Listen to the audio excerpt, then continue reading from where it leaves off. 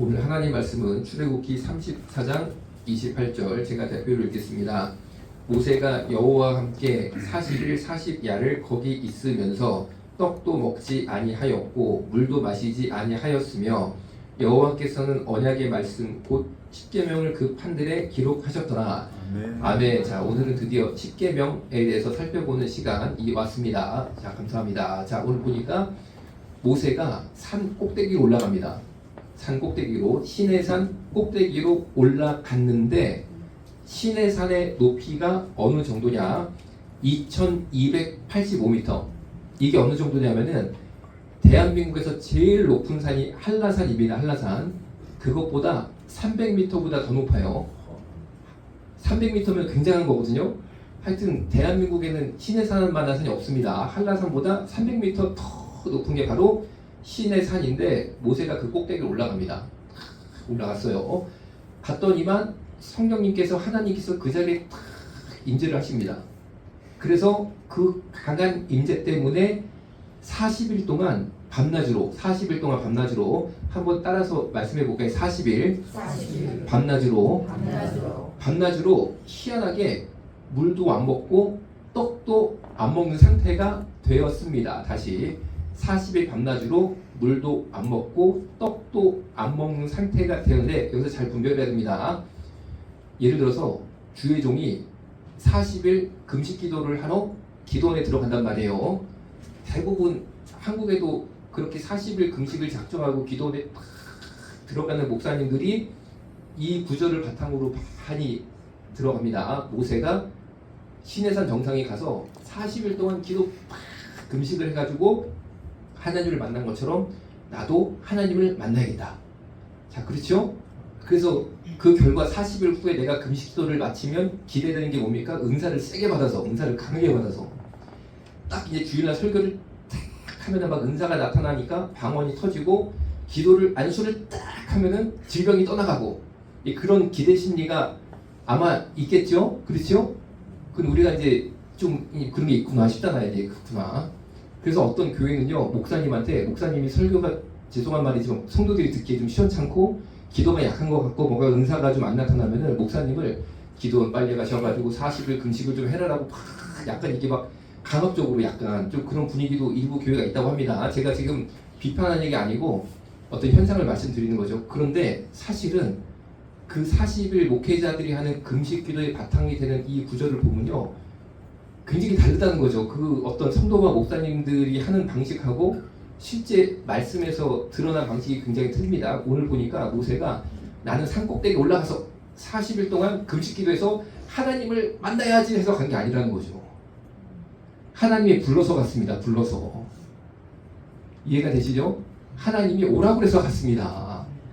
가서 모세가 예를 들어서 40일 동안 금식하자. 내 모든 거를 이걸 금식해가지고 죽으면 죽으리라 기도하다가 하나님 만나자. 그게 아니고 하나님이 그냥 모세가 물도 안 먹고 떡도 안 먹는 상태로 만드셨습니다. 그냥 모세가 노력한 게 아니고 작정한 게 아니었어요. 금식을 그냥 그런 상태가 자연스럽게 하나님의 은혜 가운데 되었다라는 건데, 의학적으로는 인간이 3일 동안 물도 안 먹고 밥도 안 먹으면 죽기 시작합니다. 그럼 며칠까지 버티냐? 사람마다 좀 틀리겠죠. 예를 들어서 이게 막 몸에 비계가 많단 말이에요. 그러면 굶어도 이 비계로 좀 먹고 살 거 아닙니까? 그렇죠? 몸이 날씬한 사람은 비계가 없으니까 빨리 죽겠죠? 3일째부터 죽기 시작하는데 7일 넘어가면 다 죽습니다. 모든 인간이. 3일에서 7일이에요. 물도 안 먹고 밥도 안 먹었을 때 인체가 살 수 있는 기간은 3에서 7일. 그런데 모세는 40일 동안 밥도 안 먹고 물도 안 마시고 살았습니다. 이게 무엇을 뜻하느냐? 사실은 이 자체가 기적이었다는 거예요. 기적. 40일 동안 하나님의 은혜를 크게 받아서 물도 안 먹고 밥도 안 먹고 40일 동안 그대로 있었던 게 어떤 초자연적인 현상이었고 그 자체가 기적이었습니다. 그러니까 뭔가 이렇게 하나님께서 큰 기적 가운데 모세를 다스렸다는 거죠. 자, 그러면 모세가 그 기적을 크게 받은 다음에 40일 동안 밤낮으로 금식을 확 하고 완전 주님의 임재 가운데 40일 동안 있은 다음에 이스라엘 백성들을 만납니다. 그 다음에 그렇죠. 십계명을 딱 들고 만났단 말이에요. 이렇게 돌판에 십계명을 들고 만났는데 예를 들어서 모세가 야 내가 40일 동안 하나님 만났으니까 성령을 받았으니까 다 기도받아. 암병 걸린 사람, 아토피, 뭐 피부질환, 난치병 다 와봐. 내가 딱 손만 대면은 지금까지 이게 성령이 충만하니까 대면 나을 거야. 와봐. 라고 안 했다는 거죠. 안 했다는 거죠. 그러니까 우리가 생각하는 목사님들 40일 금식이랑 굉장히 다릅니다.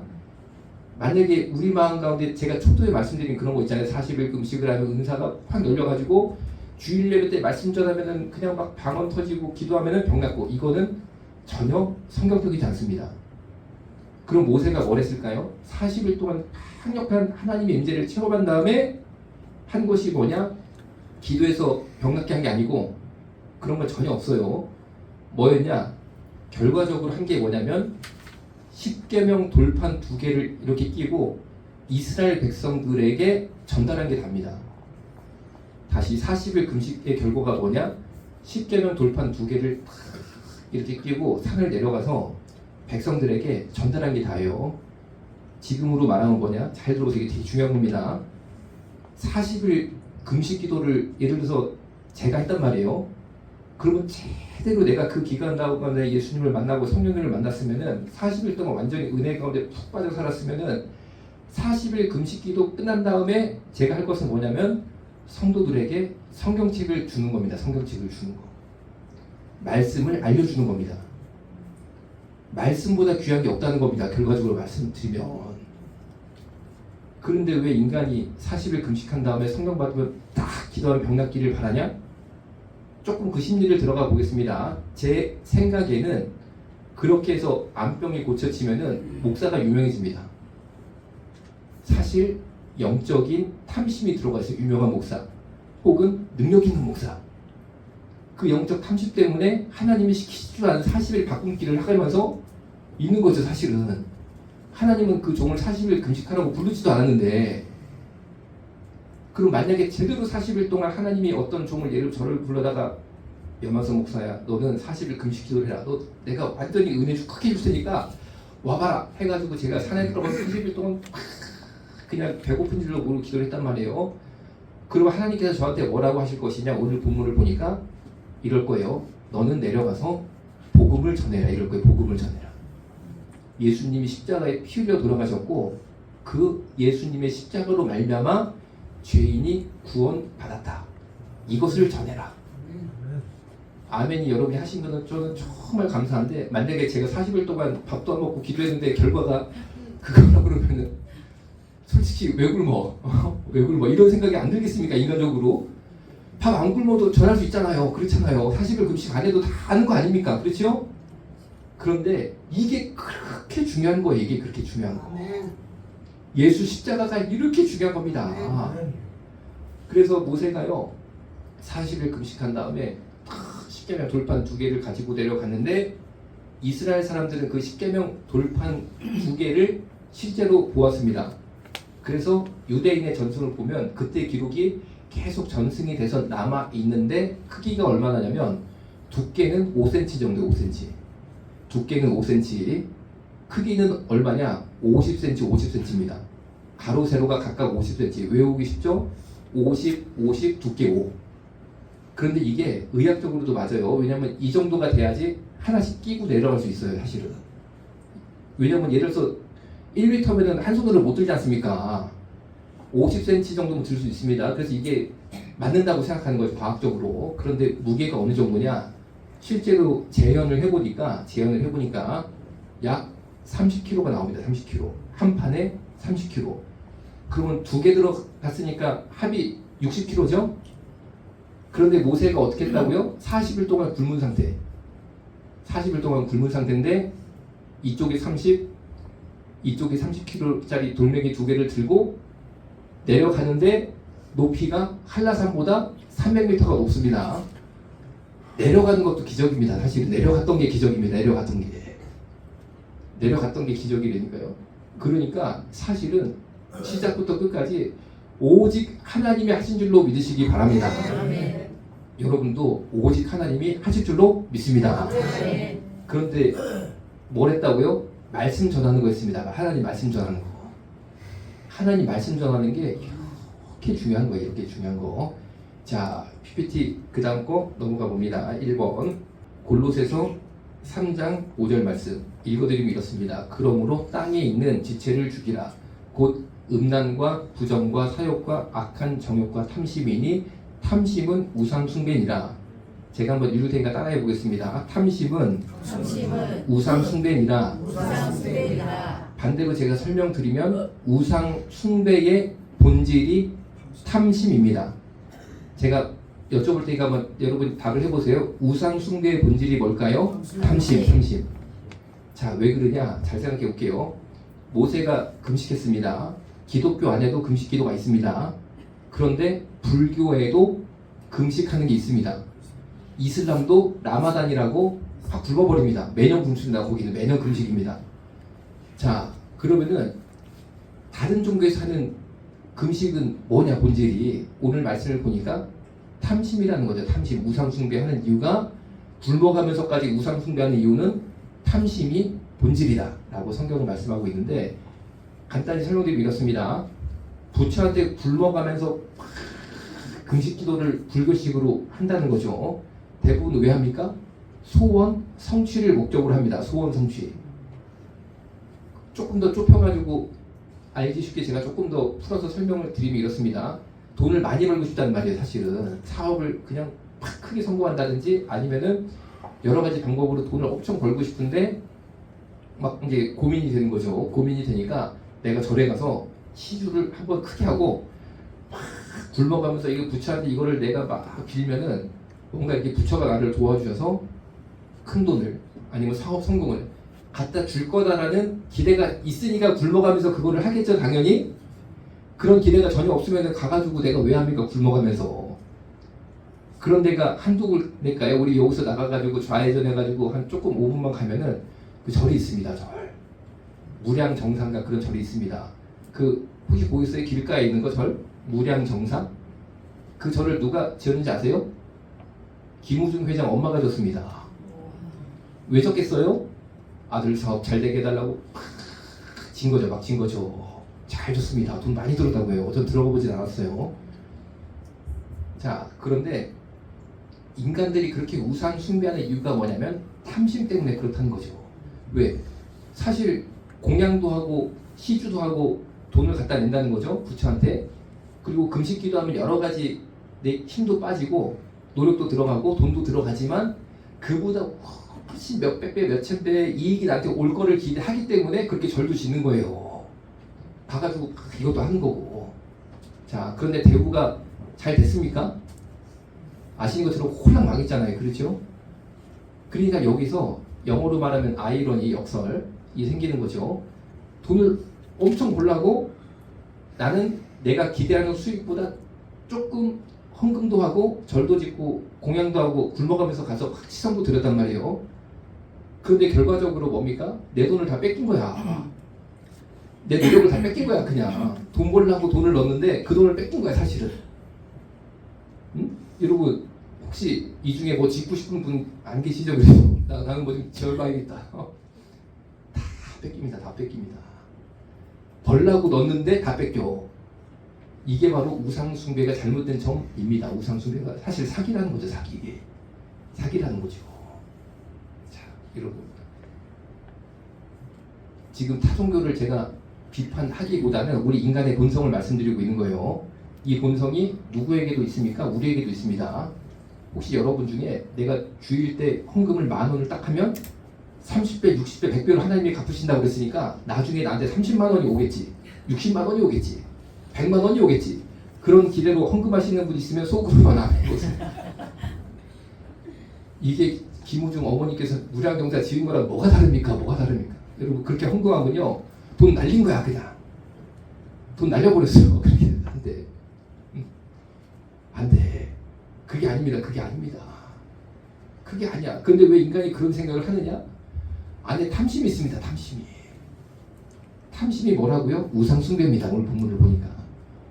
왜 그렇게 하면 안 된다고 제가 돈 날렸다고 이렇게 원칙적으로 말씀드리냐? 탐심으로 바쳤는데 하나님께 바친 게 아니고 그거는 우상숭배한 거예요. 사실은. 무슨 우상? 내 속에 있는 그 탐심이라는 우상. 내가 물론 부처한테는 안 갖다 바쳤지만 저기 알라신한테는 안 갖다 바쳤지만 내 안에 있는 그 탐심이라는 우상한테 내 돈 10,000원 바치고 10만 원 바쳤는데 하나님 응답하시겠습니까? 절대 그렇지 않다는 거죠. 그런데 제가 목사님 비판하는 게 아닙니다. 어떤 목사님이 이걸 막 자극을 하더라고. 여러분 30배, 60배, 100배 아시죠? 여러분 10만 원 헌금하면 나중에 300만 원 막 간증도 해요. 간증도. 내가 옛날에 이렇게 헌금하니까 나중에 30배, 60배, 100배가 돼가지고 이렇게 돌아왔습니다. 여러분 그게 뭡니까? 탐심을 부추겨. 그 목사 마음에도 탐심이 있거든?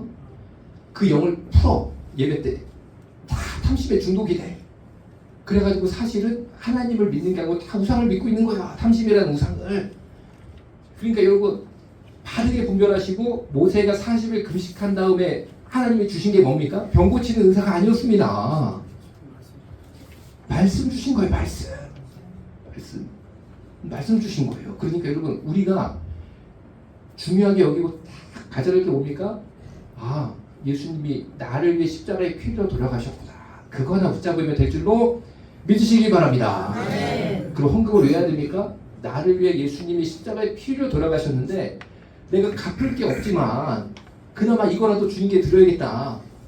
무슨 30배, 60배, 100배를 내가 좀 받아야겠다. 그게 아니고 그 사랑에 감독이 되니까 자연스럽게 헌금을 하게 된다는 거죠.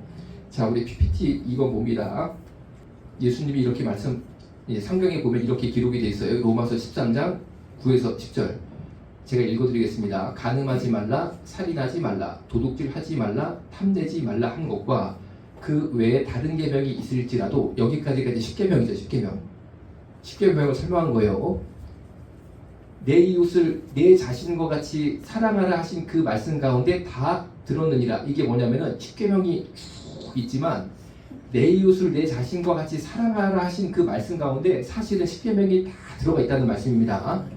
사랑은 이웃에게 악을 행하지 아니하나니 그러므로 사랑은 10계명 율법의 완성이다. 그게 바로 로마서 13장 9절에서 10절. 결국에 내 이웃을 내 자신과 같이 사랑하라 하신 말씀 가운데 10계명이 다 들어있구나, 이걸 알 수 있어요. 자, 그런데 요 다음 얘기가 중요하니까 우리가 한번 정신 바짝 차리고 조금만 들어볼게요. 요것도 한번 제가 먼저 말해볼 테니까 여러분 따라해 봅니다. 내 이웃을 내 자신과 같이 사랑하라. 여기서 제일 중요한 말씀이 뭐냐면요, 사랑하라가 아닙니다. 사실은 제일 중요한 말씀이, 제가 오늘 강조점은 읽어드릴 테니까 따라해 볼게요. 내 자신과 같이. 이게 제가 오늘 말씀드리고 싶은 것 중에 제일 중요한 거예요. 자, 예를 들어봅니다. 내가 교회 생활을 하다 보니까 목사님이 혹은 옆에 성도가 집이 없다는 거예요. 집이 없으니까 여러 가지 힘든 상황이 생기는 거예요. 그런데 내가 집이 한 칸 있습니다. 그러니까 그래, 내가 참 예수님의 사랑을 실천해야겠다. 예수님의 사랑. 그렇지, 그게 뭘까? 내 집을 팔아서 우리 목사님께 바치자. 목사님이 거기를 쓰시면은 집이 없어서 겪는 어려움이 해결되실 것 아니냐. 혹은 내 옆에 성도를 보니까 집이 없어서 막 환난 시험이 있는데 내 집을 이 사람한테 주면 이 사람이 이런 고통이 없어지니까 예수님의 사랑을 실천하는 것 같다 해가지고 내가 집을 주고, 내가 집을 줬으니까 나는 집이 없게 된 거죠. 이게 과연 예수님의 사랑일까요? 라는 질문하고 같은 겁니다. 정답은 아니라는 거죠. 아닙니다. 왜? 성경에 답이 써있죠? 방금 읽은 거.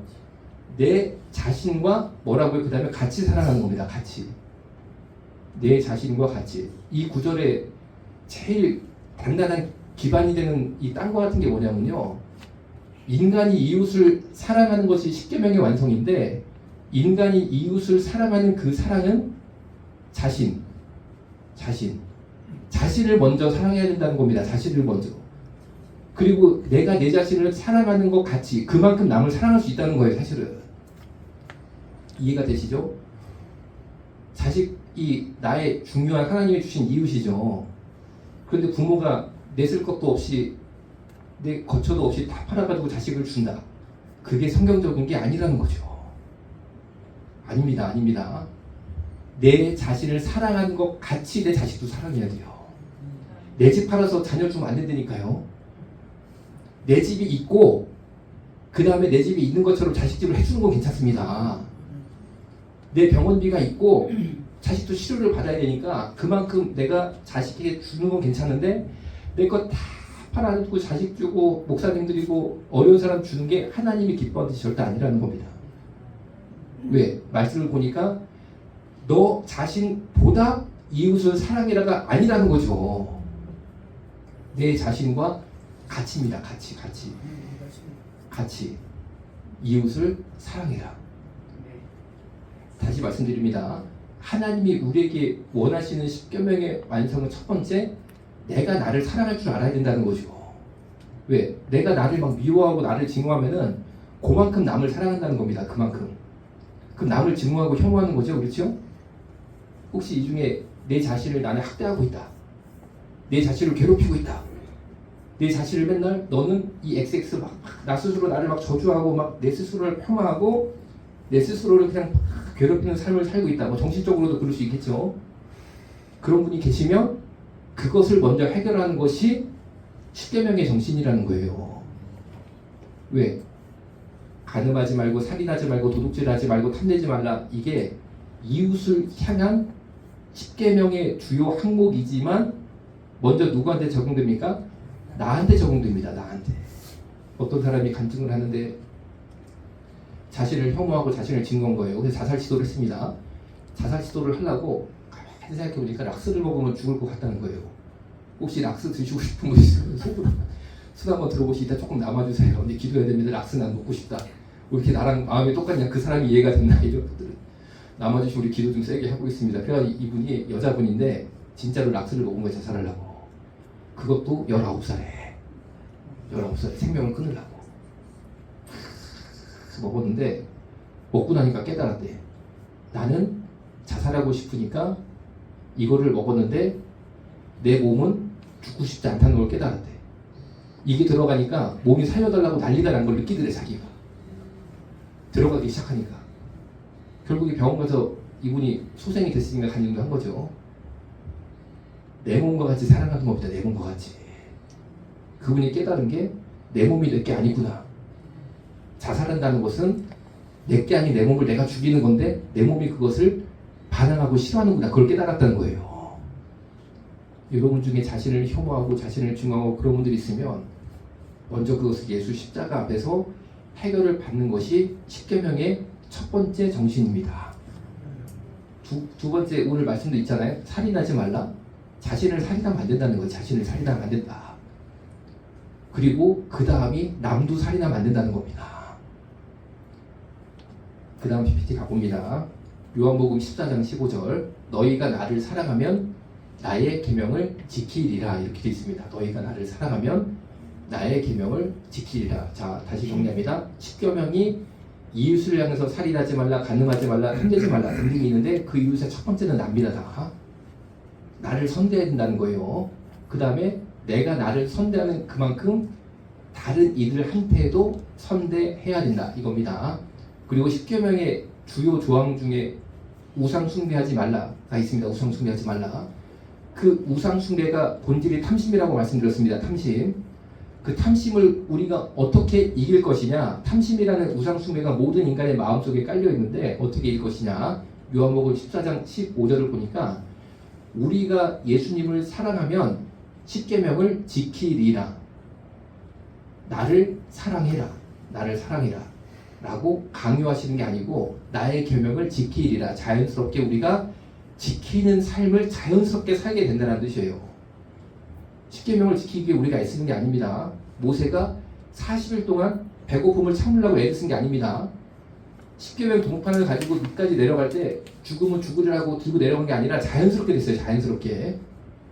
우리도 예수님을 사랑하면 자연스럽게 우상 숭배를 하지 않고 탐심에 빠져 살지 않는다 라는 말씀인 줄로 믿으시기 바랍니다. 그럼 어떻게 살라는 거냐? 출애굽기 16장 21절 읽어드리면 이렇습니다. 우리가 아침마다 각 사람은 먹을 만큼만 거두었고 햇볕이 뜨겁게 쬐면 그것이 쓰러졌더라. 이게 만나죠. 만나가 어떻게 되냐면 아침에 가보면 만나가 있습니다. 내려와 있습니다. 그러면은 먹을 만큼만 사람들이 거두도록 하나님께서 역사하셨습니다. 먹을 만큼만. 하나님은 우리 인간에게 먹을 만큼 다 주신 줄을 믿으시기 바랍니다.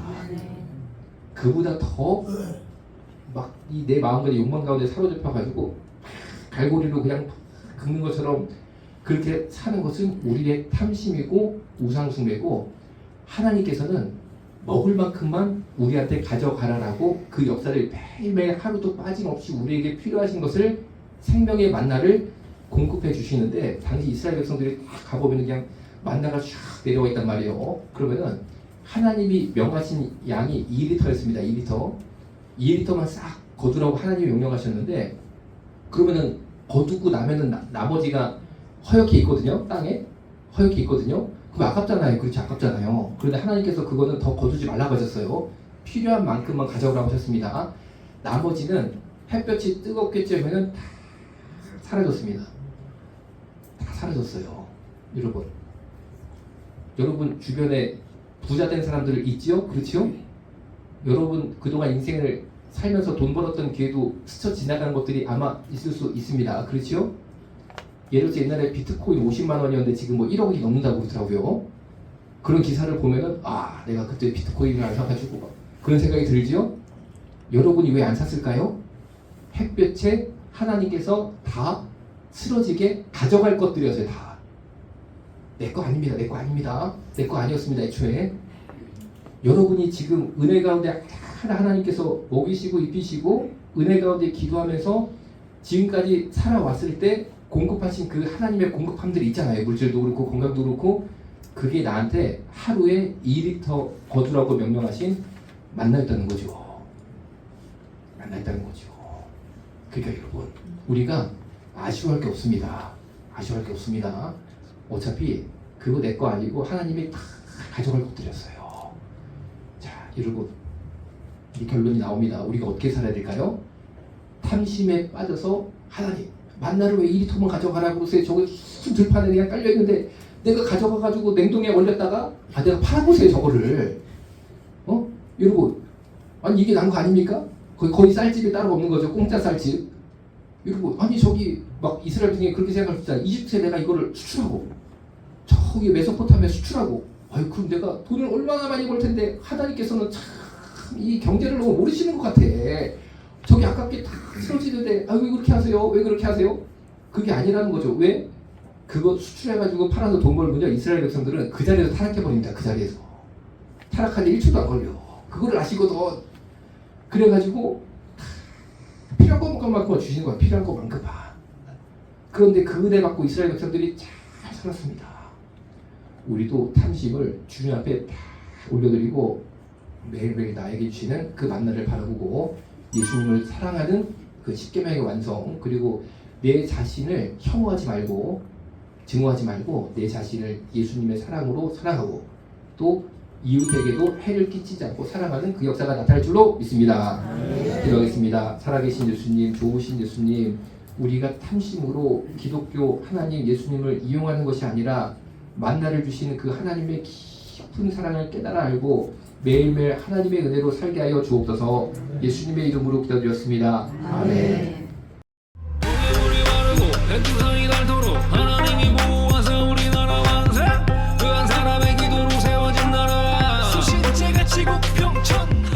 내